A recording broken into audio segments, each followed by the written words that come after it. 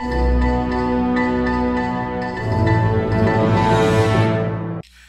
by now you guys have all done a creation myth and presented it to the class, and now I want to take some time and talk about creation myths in general and kind of categorize them into different types that many mythologists think about. And you can think about your creation myth and the ones that you saw presented, and maybe you can start fitting them into some of these different types. Okay, so let's talk about creation myths. Creation myths tell a special kind of story called cosmogony, a word derived from Greek that means literally the birth of order. Order in this case refers to the organizing principles of the physical universe and the basic socio-political, cultural, and spiritual facts of existence that affect human beings. Many have observed that creation myths are, more or less, birth narratives. Frequently, cosmogonic myths pick up the action at a point just before the divine touch creates time and space. Before this critical moment, though there are often gods or a god preceding the world or the physical universe, the only thing that exists is the infinite potential of chaos. Or shall we say the chaos of infinite potential? Not unlike the Genesis account of creation, most of the world's creation myths begin with an eternal being sleeping within or hovering in contemplation above the infinite abyss of a primeval sea. These waters represent the chaos of a world without physical form, where no height, no depth, no breadth, no time, and no created beings exist. All is quiet, everything rests in a state of infinite potential. At the decisive moment, potential universe gives way to the one in which we actually live. To study myth effectively, we need to free ourselves as much as possible from the prejudices we inherit from our cultural surroundings.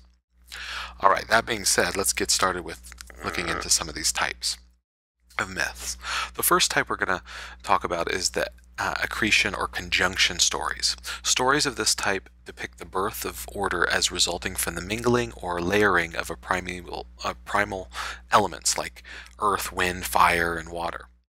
Myths of accretion or conjunction feature the mingling of waters of fire and frost, the cosmic mountain rising from the sea, and or random or accidental joining of elements.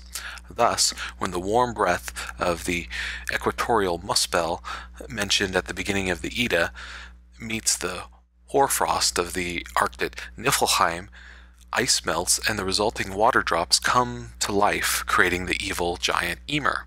As the giant sleeps, sweat from his armpits create the first man and woman. The next type we'll talk about are secretion stories. Now these can get a little gross. Cosmogonic myths following this narrative pattern will depict the cosmos as resulting from such divine emissions as vomit, sweat, urination, defecation, web spinning. It is understanding to note that these secretion myths usually account for the creation of human or divine beings rather than for the propagation of the material cosmos. So in other words, many of these things don't necessarily talk about a cosmos being secreted, or the world being secreted, but more so about how humans or other gods were created. Divine secretions tend to create living, conscious beings who resemble the primeval creator, intellectually and spiritually. Classic myths will remember that Aphrodite is born when Zeus emasculates his father Kronos and several drops of blood from the severed genitals fall upon the ocean. Since she is the goddess of sexual attraction, Aphrodite's emergence from the blood-tinged foam metaphorically signifies the beginning of generative life on Earth. Like Egyptian creation stories, the Greek theogony places very little emphasis on human creation. People and the Earth's flora and fauna seem to appear as a natural result of the creation of the heaven and earths. In some cosmogonies, the creator god sacrifices him or herself or someone else to complete the work of the creation. Like in the Chinese myth, when the cosmic egg shatters and the creator giant Panku emerges, he grows continually for 18,000 years. During these years, by stretching his ever-growing body, he separates the lighter and brighter yin elements from the heavier and darker yang elements. In other words, he separates heaven from earth. When the universe is sufficiently expanded, Panku dies. His skull becomes the dome of the sky, his flesh becoming the soil, his bones becoming rocks in the mountains, and his hair becoming vegetation. Thus, his sacrifice makes life on earth possible. But the story concludes because the creator dies in his act of creation. People know unhappiness during their lives. Now, the division or consumption stories are kind of like the Babylonian one. Creation myths that fall into this category usually associate with the discriminating primal matter as a cosmogonic egg, or with a consummated marriage of earth and sky. The cosmogonic egg motif is very widespread, occurring in traditions on all 6 of the inhabiting continents. The Hindu Rig Veda and the Upanishads contain cosmic egg myths in which there are nothing in the beginning but the great primeval sea. Mysteriously, an egg appeared on the waters, eventually cracking to reveal Atman, the archetypal man-god, who then sets in motion the continual unfolding cosmos. As we saw before, the creator god Panku also emerges from a great egg before beginning his great work. The consumption motif shares with cosmogonic egg myths the knowledge the tiny germs contain within them astonishing potential for organized growth. In most mythic traditions, the Sky Father casts his seeds into the Earth Mother in the form of rain. The Karachi people of the African Togo, for example, tell us that in the beginning, god Wolbari was spread out not 5 feet above Mother Earth, but he got tired of being poked by old women stirring poles as they pondered food in front of their huts, and of having people constantly wiping their dirty hands on his white clouds and taking bits of clean blue to put in their soup pots. In disgust, Walbari eventually pulls further and further back from the earth, finally coming to rest in the current heavenly. Their stories, organized by the separation motif, are filled with violent struggle or fanciful whimsy. The action emanates from a central problem: how to separate and activate the primordial elements in order for life to survive.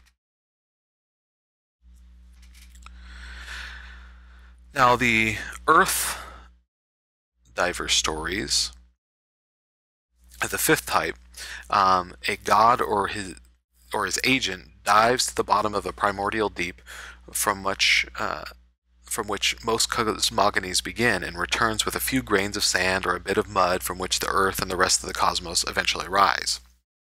Some stories already mentioned include this typology. In many Native American stories, there are beginnings and potential forms waiting for their appointment moment in the darkness before creation. Earth divers and other companions wake first and notice that there are no place upon which to live or build a home. This problem usually leads to an extensive search, during which the earth diver is discovered, or after which the earth diver hits upon the solution by diving below the waves in search of a bit of land. Sometimes it is a beaver who dives to the bottom and brings back a few grains of sand on his flat tail. Sometimes it's a duck, turtle, or frog who brings a little mud from the bottom. Emergent myths typically depict the first type of first people or first person as journeying from an original cramped world or womb into the world. Many Native American myths take this form. Emergence myths typically depict the first person or first persons as journeying from an original cramped world or womb into this world. Many Native American myths take this form. A Hopi myth says that Tawa created insect-like beings and placed them in the first world. To satisfy these creatures, Tawa sent Spider-Woman to lead them, first to the second world and then to the third world, where they turned into people. Spider-Woman taught the people how to plant, weave, and make pottery. A hummingbird gave them fire to help them warm themselves and cook their food. However, when sorcerers brought evil to the third world, Spider-Woman told the people to leave for the fourth world. They planted trees to climb up to the fourth world, but none grew tall enough. Finally, Spider-Woman told them to sing to a bamboo plant so that it would grow very tall. She led the people up the bamboo stalk to the fourth world, the one in which the Hopi currently live. The two creator type is a type of cosmogony that is very common among African and Native American traditions, and they typically depict two gods creating the world through cooperation or competition.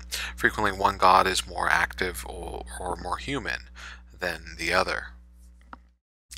The eighth category of creation myths presents the creator as a Deus Faber, the maker god, the quintessential architect, artisan, or craftsperson. Deus Faber stories celebrate the astonishing intricacy and cleverness of creation.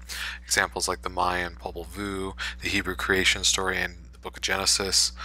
There's an Eskimo myth from the Bering Straits where a man and woman came down out of the sky and lived on Diomunde Island for a long time, but they had no children. At last the man painstakingly carved 5 dolls out of ivory and 5 more out of wood. He set them on his table, and the next morning they were people. The ivory dolls became men and the wooden dolls became women, thus explaining the difference in physical strength between men and women.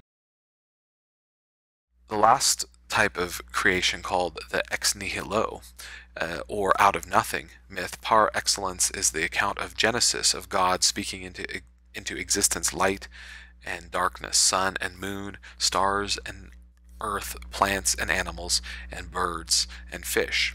God then fashions Adam from the dust and breathes life into him, and combines Deus Faber with ex nihilo motifs. Ex nihilo, a Latin term, literally means from nothingness or from spirit, and is used to describe cosmogonies in which the creator brings the world into being through speech, breath, dream, thought, or laughter. When the God of Genesis uses breath to speak the universe into existence, or to make Adam a living soul, he creates out of nothing. Now, the categories by which we distinguish the motifs operating the world's cosmogonic myths should not be used too rigidly. As should be apparent, a great many creation myths employ more than one motif. The Genesis cosmogony just discussed employ both the Deus Faber and the ex nihilo motifs. The Nordic creation myths, featuring the evil giant Ymir, tend to combine ascension and conjunction, secretion, and sacrifice motifs, the latter evident, for example, in the Edda, in which Odin and his brothers kill Ymir and make the world from his body. Thus, the 9 categories just discussed shouldn't be seen as a way of pigeonholing a myth. This is an ascension creation myth, or this is a sacrifice myth. Rather, these categories should lead to speculation about why certain cultures depict the creation through certain motifs.